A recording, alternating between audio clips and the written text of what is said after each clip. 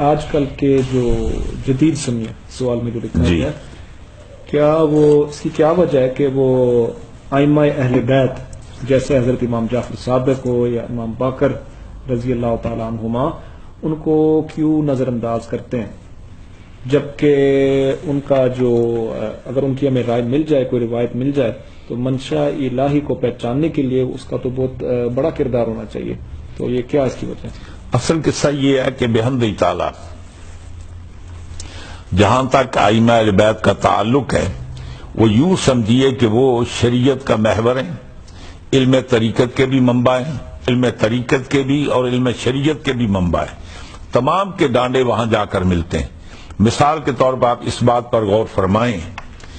کہ جو علم کے ذرائع ہیں وہ چار ہیں، یعنی ائمہ مجتہدین حضرت امام اعظم حنیفہ رضی اللہ تعالیٰ عنہ،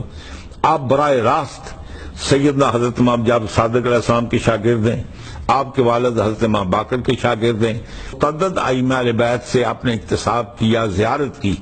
لیکن بالخصوص آپ نے حضرت امام جعفر صادق رضی اللہ تعالیٰ عنہ کی بارگاہ میں رہ کر پڑھا، اور آپ خود فرماتے ہیں لولا سنتان لہلک النعمان، اگر میری زندگی میں مجھے 2 سال نہ ملتے تو نعمان ہلاک ہو جاتا۔ اور پھر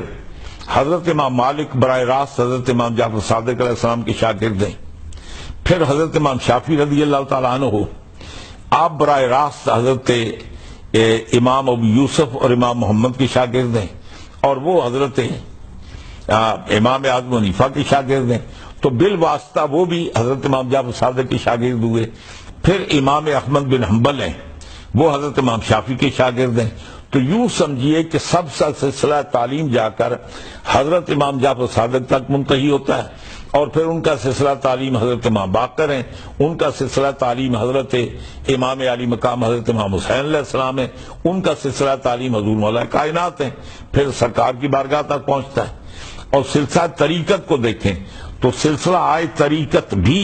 ائمہ اہل بیت سے ہو کر چلتے ہیں جی۔ سلسلہ عالیہ قادریہ، اس کی 2 برانچز ہیں، ایک برانچ وہ ہے جو حضرت حسن بصری سے آتی ہے، اور ایک اس کی برانچ وہ ہے جو ائمہ اہل بیت سے آتی ہے، حضرت امام علی رضا تک، حضرت امام جعفر صادق، یوں اس سلسلہ سہروردیہ ہے وہ بھی آگے اسی سلسلے کی برانچ ہے، سلسلہ شاذلیہ ہے وہ بھی اسی کی برانچ ہے، اور سلسلہ عالیہ نقشبندیہ وہ بھی سیدنا حضرت امام جعفر صادق علیہ السلام سے ہو کر آتا ہے۔ یوں سمجھیے کہ سلسلہ طریقت و شریعت میں منبع کی حیثیت رکھتے ہیں ائمہ اہل بیت۔ موجودہ دور میں ہماری بدقسمتی یہ ہے کہ کبھی کبھی ایسے ہوتا ہے کہ ہمارے ہاں وہ پنجابی کا ایک محاورہ وہ کہتے ہیں کہ پتر مردہ تو مرے نوں دا مان تے ٹوٹے نہ، یعنی بہو کے ساتھ دشمنی ہوتی ہے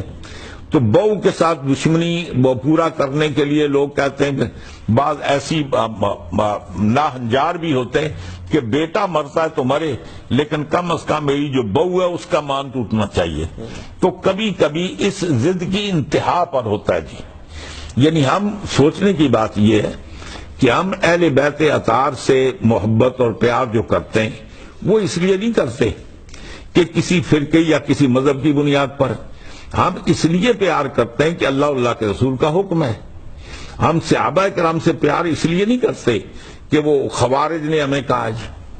ہمیں خارجیوں سے کیا تعلق ہے، کیا ہمارا تعلق اہل صحابہ کرام سے نہیں ہے؟ تو قصہ یہ ہے کہ موجودہ دور میں کچھ اس انتشار میں ہم پھنس گئے کہ ہم نے یہ فیصلہ کر لیا ہے کہ ائمہ اہل بیت اطہار کے ساتھ ہمارا تعلق ہی نہیں ہے،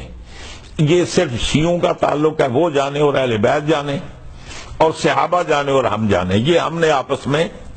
تقسیم کر لی ہے، ہم نے اپنے ہر مرتبے تقسیم کر لی، مسجدیں تقسیم کر لی، ہر معاملے تقسیم کر لیے جی۔ تو اصل قصہ یہ ہے کہ ہماری بدقسمتی ہے، کوتاہ اندیشی ہے کہ ہم نے یہ تفریق پیدا کر دی ہے، ورنہ اہل بیت سے پیار کرنا یہ بھی منشا الہی ہے،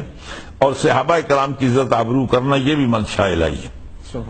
آج یہاں ضمن میں ایک بات آپ کو بتاتے چلوں، ہندوستان کے ایک بہت بڑے مورخ ہوئے علامہ شبلی نعمانی۔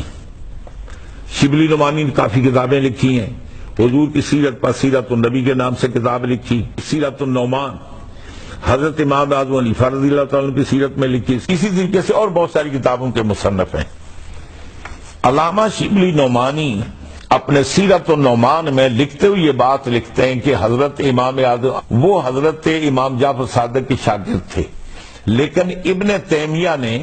اس کا انکار کیا ہے کہ حضرت امام اعظم حضرت امام جعفر صادق کے شاگرد نہیں ہو سکتے، اس لیے کہ دونوں معاصر ہیں، دونوں کی پیدائش 80 ہجری ہے، دونوں معاصر ہیں۔ تو یہ جچتا نہیں کہ ایک ہم عمر اپنے ہم عمر کے سامنے زانوئے طلب مستحق کرے۔ تو یہ ابن تیمیہ نے انکار کیا۔ یہ کون لکھتا ہے؟ شبلی نعمانی۔ شبلی نعمانی لکھتا ہے کہ یہ ابن تیمیہ کی انتہائی گستاخی اور اس کی خیرہ چشمی ہے۔ امام اعظم ابو حنیفہ لاکھ امام سے ہی امام جعفر صادق وہ ہیں کہ جن کے گھر سے شریعت کے بھی سوتے پھوٹے اور طریقت کے بھی۔ سبحان اللہ۔ فرماتے ہیں کہ امام جعفر صادق وہ ہیں کہ جن کے گھر سے شریعت و طریقت کے منبع اٹھے، شریعت بھی ان کے گھر سے نکلی، طریقت بھی ان کے گھر سے۔ تو یہ بتاتے ہیں کہ امام ابو حنیفہ میں جعفر صادق میں یہ فرق ہے۔